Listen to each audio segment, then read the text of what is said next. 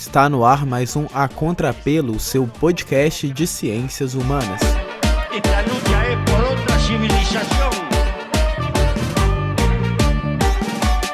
Invadiram nossas terras, roubaram nossas riquezas. Reis, rainhas, príncipes, princesas.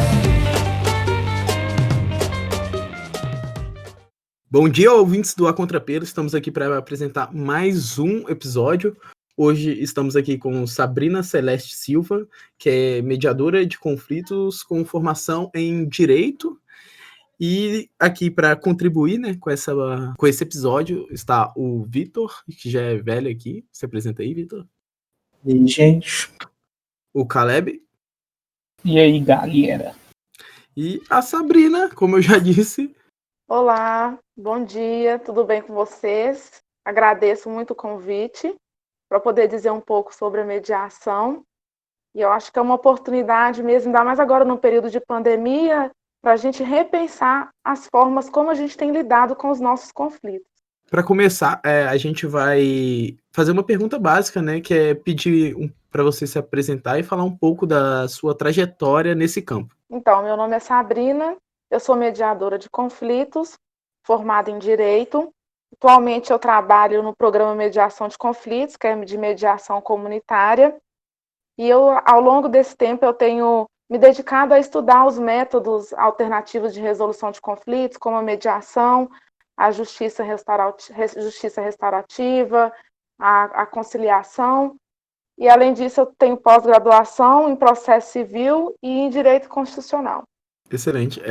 Caleb, Bom, eu queria saber como é que acontece essa mediação de conflitos, né? Onde, principalmente, que você atua, se é mais em comunidade, periferia.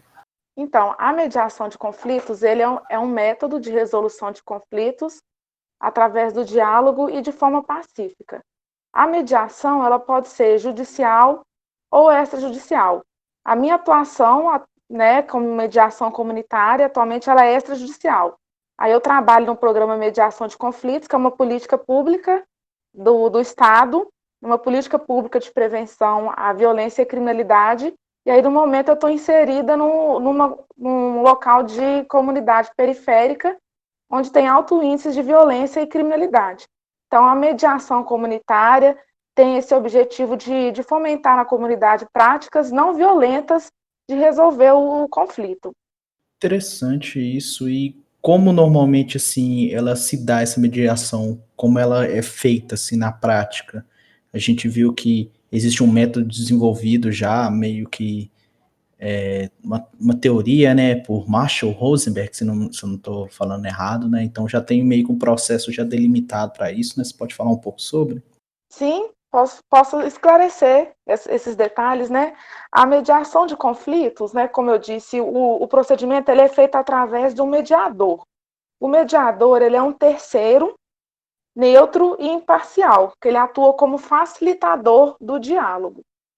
Então, chega uma pessoa, apresenta, né, essa demanda, o conflito que ela tem, ela escolhe o mediador, e aí, a partir disso, são feitas sessões que podem ser individuais ou em dupla, né, ou em mais de uma parte. E aí, nessas sessões, são trabalhados os conflitos, onde o mediador ele faz perguntas, intervenções que favoreçam que as pessoas possam refletir sobre esses conflitos, para além dos direitos, e possam se responsabilizar e pensar de maneiras criativas outras formas de resolver o conflito. você poderia citar alguns exemplos práticos dessa aplicação? Explicando um pouco dos casos e tal. Ah, sim. Principalmente no contexto familiar, a mediação de conflitos acontece bastante, assim, porque, principalmente quando envolve questão de pensão alimentícia. Porque aí sempre tem a questão da pensão e das visitas, né, que são direito e dever, né, principalmente da parte do pai. Só que, para além disso, outras questões estão envolvidas nessas relações, né, que são os sentimentos que às vezes estão desgastados quando acontece um processo de divórcio, questões relacionadas à paternidade, à maternidade. Então, através da mediação, claro que é trabalhado o direito e é uma possibilidade para as partes construírem um acordo, por exemplo, para determinar o valor da pensão e para determinar qual que vai ser a periodicidade das visitas. Mas, além disso, essas outras questões da paternidade, a responsabilização, o vínculo que pode ser restaurado dessa família, ou esse vínculo entre o pai, mãe e filhos, também é possível de ser trabalhado. Então, por isso que é interessante pensar a mediação, porque o conflito ele é inerente a todos nós, né? E aí, a partir do conflito, que pode nascer uma violação de um direito, ou também pode nascer a necessidade de um dever. Então, mas para além disso, tem outras questões que estão por trás desse conflito, desse direito ou desse dever. Você falou que a maioria das mediações de conflito, ela acontece extrajudicialmente, né? Então, basicamente, isso também é uma forma de não superlotar o sistema judicial. Ou não, eu estaria correto em afirmar isso? E também eu queria saber se isso foi uma demanda que surgiu por o sistema judicial estar extremamente abarrotado de casos. E essa ser uma forma de você não precisar passar por todo aquele pesar do processo. Então, depende, né? Que a mediação de conflitos, como eu tinha dito, ela pode ser extrajudicial ou judicial. Vou falar um pouco do judiciário, que essa demanda, né, surgiu também em razão da morosidade, né, dos processos no Poder Judiciário. Eu queria até trazer aqui uns dados estatísticos assim, que eu achei muito interessante, porque só no ano de 2019, o total de casos novos no Brasil foi de mais de 28 milhões, isso só de casos novos. E aí, assim, com isso, o Poder Judiciário ele criou uma política que faz parte até do Sejusc, que são os Centros Judiciários de Solução de Conflitos e Cidadania, que oferece a oportunidade das pessoas resolverem os conflitos através da mediação ou da conciliação, com esse objetivo de que a resolução dos conflitos possam ser de maneira mais rápida, mais eficiente. E aí também acontece da forma extrajudicial, como eu disse, né, pode ser no contexto comunitário, ou no contexto familiar, ou de escola, ou de empresas. Então, assim, tem esses dois caminhos, né, dentro da mediação de conflitos. E assim, como isso está dentro da teoria do direito, assim, é muito comum a gente ver essa questão da mediação sendo vista no meio acadêmico e tudo mais, ou é que nem você falou no início, você chegou a comentar que é um meio um pouco heterodoxo, digamos assim, né? Porque normalmente quando a gente pensa no direito, ou a gente está pensando em alguém dentro da universidade, ou a gente está pensando em alguém no meio do juiz lá, naquela cena toda que a gente sempre vê em filme e minissérie. Isso é alguma coisa assim que está presente na vida do estudante ou na academia, ou é alguma coisa assim mais fechada e mesmo acontecendo muito, que nem você falou? Então, nós estamos num processo, né? Eu acho que é uma onda aí que, com essa necessidade de pensar em novas formas de conflito, a mediação tem cada vez mais sido difundida, tanto nas faculdades, no meio acadêmico, quanto também dentro das instituições. Só que ainda, assim, é um processo que eu acho que ainda está meio lento, sabe? Porque é uma mudança de paradigma. Você pensar que você não vai entregar o seu problema para ser resolvido pelo juiz, que você vai se responsabilizar por ele e vai resolver através do diálogo. Então, ainda tem uma certa resistência, tanto dos profissionais do direito, quanto também das pessoas, né, dos cidadãos que podem utilizar desse método. E aí, assim, tem uma lei, né, a lei da mediação, que é a lei 13.140 de 2015, então é uma lei que nós podemos dizer que ela é recente, e aí a partir dessa lei também que agora nas faculdades tem sido mais difundido disciplinas voltadas para mediação, para conciliação, até que nos núcleos de prática jurídica das faculdades de direito, né, possa ser trabalhado a mediação e a conciliação, e que possa mudar também esse olhar do profissional do direito para a mediação, porque o mediador, ele pode ser de qualquer formação. Então, assim, e aí agora que eu acho que que a mediação, que os profissionais do direito têm olhado com um olhar diferente para a mediação e visto até como uma nova forma de atuação. Então, provavelmente existia um conflito, né? Como você falou, muita gente devia olhar meio com um olho estranho, assim, falar assim, alguma coisa nova aí e tudo mais, tá querendo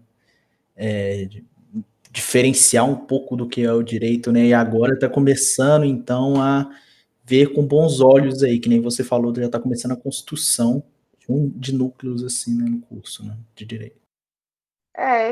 Porque acaba assim, ninguém quer conversar sobre conflitos, sobre os seus problemas, né? Ainda mais no sentido assim de tentar aprofundar e descobrir a raiz do problema. A gente até usa tem uma analogia para o conflito, que até juntando com aquele exemplo que eu dei, que a pensão é o direito, mas que está ali na ponta do iceberg, mas o que tem escondido ali por trás? São muitas questões.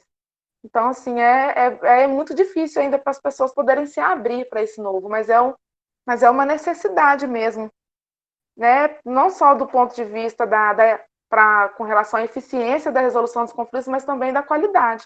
Porque você sentar, né, com a parte que você tiver em conflito, ou através do auxílio de um mediador, que vai ser capacitado, terceiro, imparcial e neutro, então é uma oportunidade para você conversar e pensar de formas criativas soluções para poder resolver. Então, assim, eu entendo, né? Eu escuto muito isso de algumas quando eu faço um atendimento. Ah, não, mas é o juiz que vai resolver o problema, eu preciso de entregar. Sempre as pessoas acabam, em alguns momentos, recorrendo ao judiciário. E eu acho que um dos fatores é isso, essa dificuldade que a pessoa tem de se responsabilizar, que às vezes é muito mais fácil eu entregar para um terceiro resolver o meu problema, e às vezes, gente, eu estou querendo fazer essa crítica ao judiciário, mas não entendendo a sua importância não diminuindo a sua importância para a efetivação da justiça. Mas muitas vezes a gente entregar o problema para o juiz não resolve o conflito, porque ele vai olhar só o direito.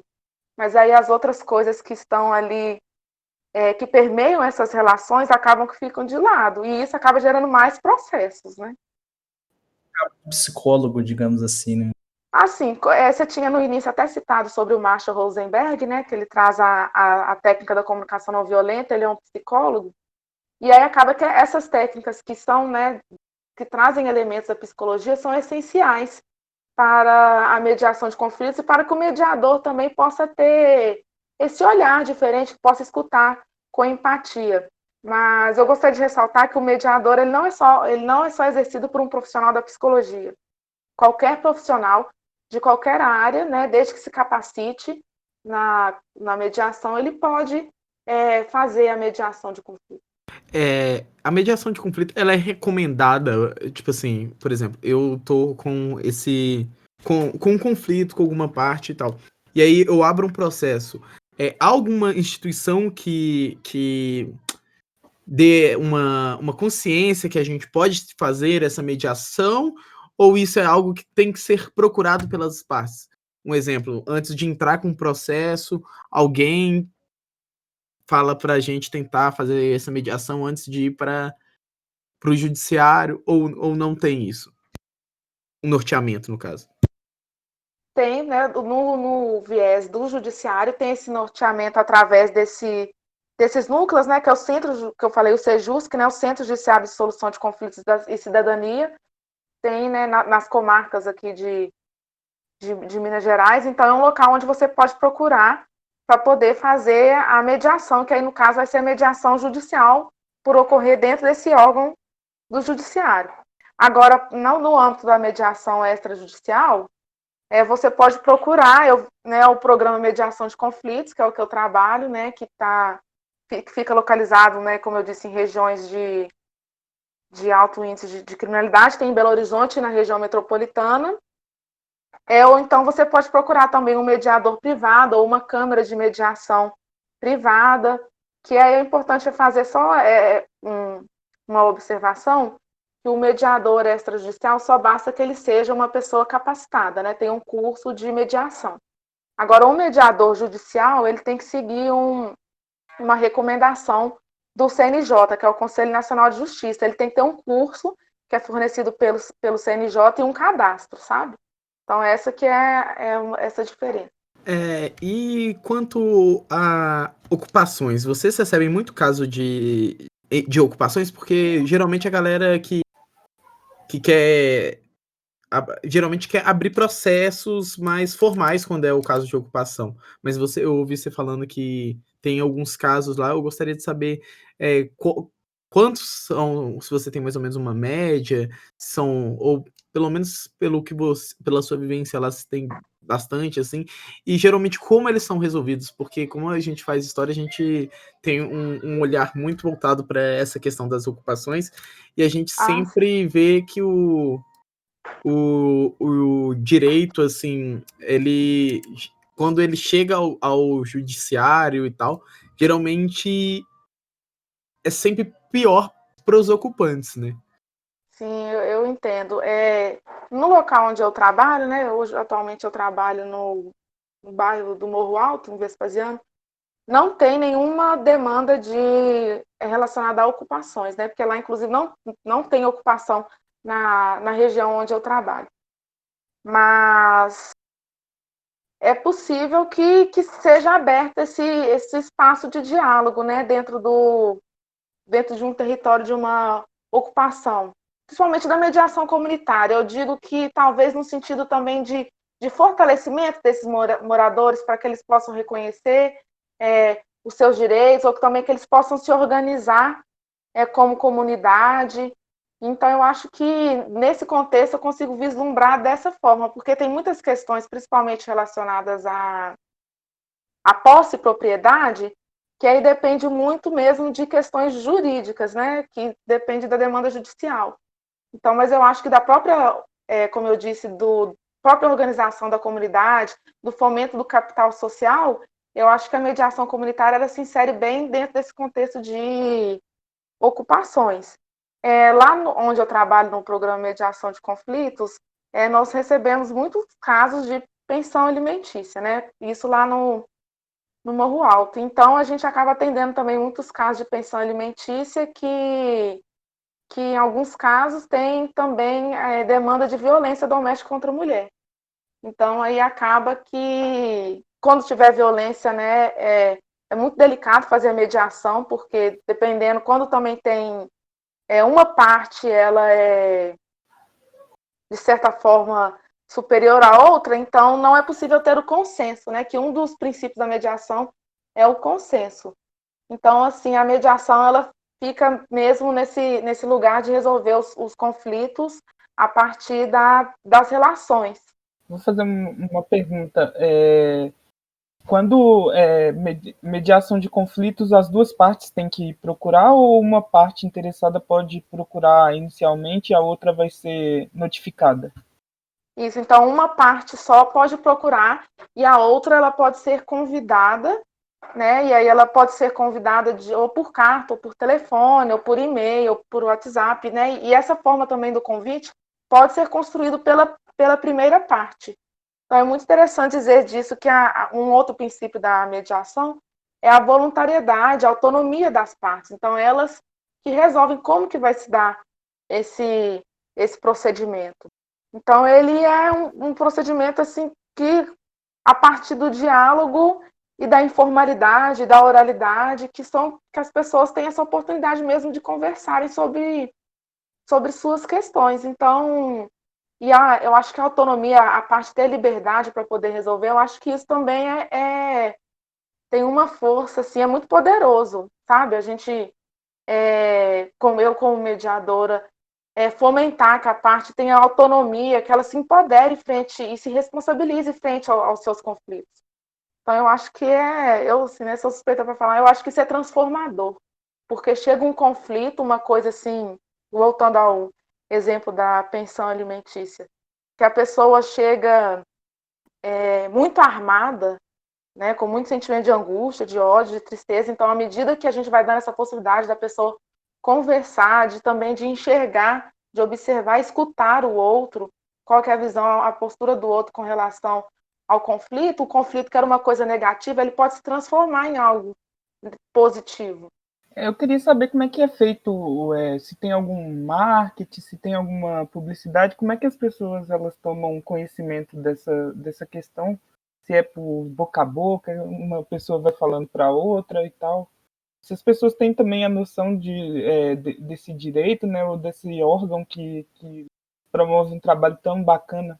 Então, no caso do Sejusc, né, que é o centro de... Estou falando de novo, vou cortar aqui. No caso do Sejusc, a pessoa pode ir ao fórum, né, ela fica sabendo, né, ela pode ser encaminhada para esse serviço, mas eu acho que principalmente para as pessoas assim que podemos dizer que são mais vulneráveis, a mediação ainda, principalmente a judicial, ainda é um caminho muito distante, sabe? Eu acho que é um ponto também que precisa de ser melhorado, que é a divulgação desse procedimento, né? E no caso do programa Mediação de Conflitos, então, a divulgação é institucional, né, por ser um órgão do governo, e também ocorre muito boca a boca.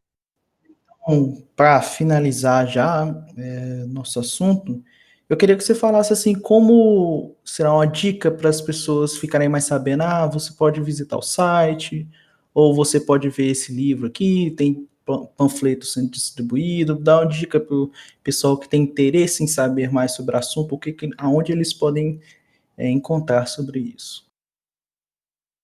Sim. Então, para procurar sobre mediação de conflitos, né, eu indico que a pessoa possa procurar o Sejusc, né, que geralmente fica inserido próximo dos fóruns, né, e também eu indico a leitura do livro do Comunicação Não Violenta, que a comunicação não violenta é uma das técnicas, né, da mediação de conflitos. Assim, então o Sejus também tem site para a pessoa poder acessar? Acho que no site do Tribunal de Justiça, né, que você encontra. Secretaria de Justiça, acho que achei. Do Tribunal de Justiça, TJMG. Aí a pessoa pode procurar lá o endereço tjmg.jus.br. Eu também achei aqui um artigo no Jus Brasil. E tem também câmaras de mediação que a pessoa pode procurar. As câmaras de mediação privadas, né, que tem aqui, né, em Belo Horizonte, onde a pessoa residir. A pessoa também pode procurar o programa Mediação de Conflitos, como eu disse que tem, né, em Belo Horizonte, na região metropolitana.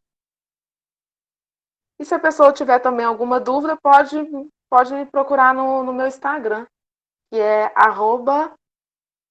@sacelestes, né? Desculpa, falei errado, é @sabrinacelestes. Que aí, se quiser também esclarecer alguma dúvida, eu estou à disposição. Beleza, a gente vai deixar então o seu arroba na descrição do Spotify, ou então do Spotify, ou então do YouTube. Que aí, se alguém quiser entrar em contato para alguma situação que necessite ou queira saber, a pessoa possa já te procurar diretamente. Ok.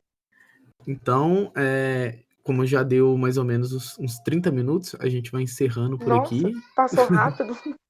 Passa muito rápido. Você Nossa, gostaria de falar alguma coisa? Eu gostaria muito de agradecer a vocês pelo convite, parabenizar pela iniciativa e dizer que sempre é uma oportunidade da gente pensar e repensar como a gente tem lidado com os nossos conflitos, que abrir para o novo é uma possibilidade. Então, é dizer mesmo, né, para a gente fomentar a mediação, seja nas escolas, seja no judiciário, nas comunidades, né, que a mediação é uma forma da gente fomentar a cultura da paz, a responsabilização, a solidariedade e a empatia, que são valores fundamentais para a gente viver em comunidade. Eu achei muito bacana. Eu não conhecia muito. Achei muito legal o seu trabalho, viu, Sabrina? Que bom. Muito obrigada. Eu gostei muito, e que é uma coisa que a gente dá para perceber que a gente até não conhece muito dessa área, porque algo assim que realmente a gente não ouve quando a gente pensa no direito. A gente sempre pensa em algo mais combativo, e quando a gente vai pensar nessa área judicial e tal, a gente nunca pensa que pode ter um meio termo ali. A gente já acha que geralmente as partes querem o tudo ou nada, né? Então a gente nunca pensa nesse sentido. Então, muito obrigado pela sua fala. Eu vou encerrar por aqui. Então, fiquem atentos para os próximos episódios. Muito obrigado por ouvir esse até o fim e tchau, tchau.